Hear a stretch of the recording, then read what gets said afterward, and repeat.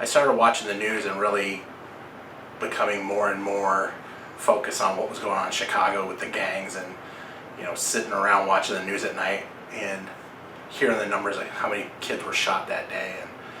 And I sat around with my wife and I was like, man, somebody's got to do something about that. And I realized pretty quickly that I could do something.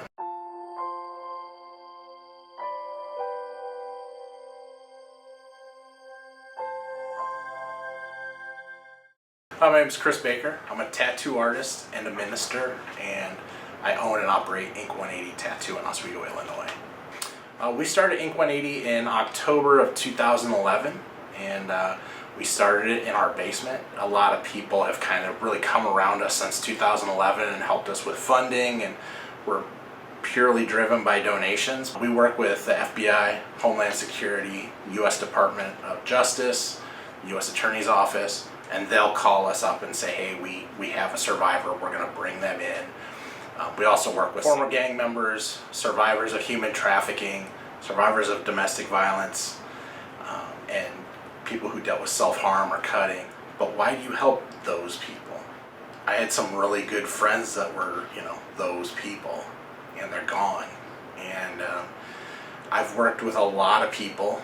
We've done over 5,400 free gang tattoo removals since October of 2011, and I'm super proud of that.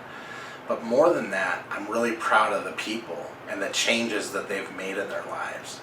They've gone from being involved in gang activity, being violent, selling drugs, selling guns, to going to finishing school, finishing high school, going on to college, going into the military, building a career for themselves, going into the trades, into the unions. We help match people up to get apprenticeships, and to see them progress and grow as people when so much of the odds are stacked against them. They're starting over, they're starting fresh, they're taking a second chance or a third or fourth or fifth chance in their life. And to be able to get rid of that tattoo for them is so meaningful that they don't have to look over their shoulder all the time. They don't have to worry about a rival gang member or another pimp seeing that tattoo and knowing who they used to belong to, and remove that constant visual reminder of the pain that they went through.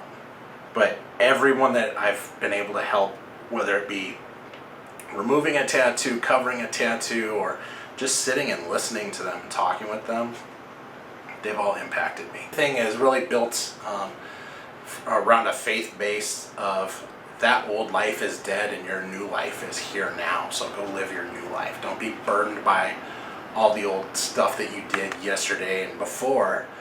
What I'm really focused on is what you do today and tomorrow and the rest of your life. So part of gangs is they all have colors tied to them, and I learned that growing up in LA. Crips and Bloods wearing blue and red. I could never wear blue and red as a kid, so when we started it, we said let's do something to signify, kind of put a stamp on that old life was in the past.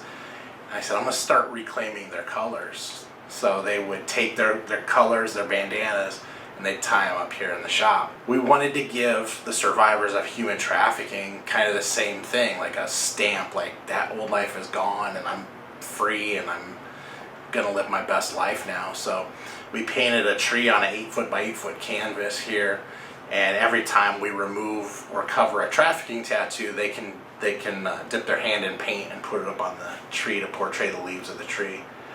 And then there's also a section where they can write, inspirational comments and things. And it's really cool because every time survivors come in here, whether it's FBI, Homeland Security, a safe house, they've heard about that.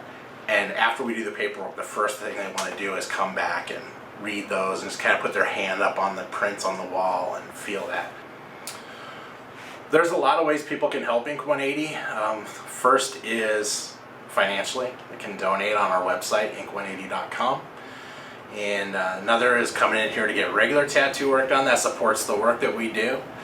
But the biggest thing is learning about the work that we do and really learning about things like sex trafficking and educating others, because it's the second fastest growing crime in America and people are just kind of learning about it. The media is really starting to get a grasp on it and starting to talk more about it, with things like the R. Kelly case and the Jeffrey Epstein case being so widely publicized. That's a great thing.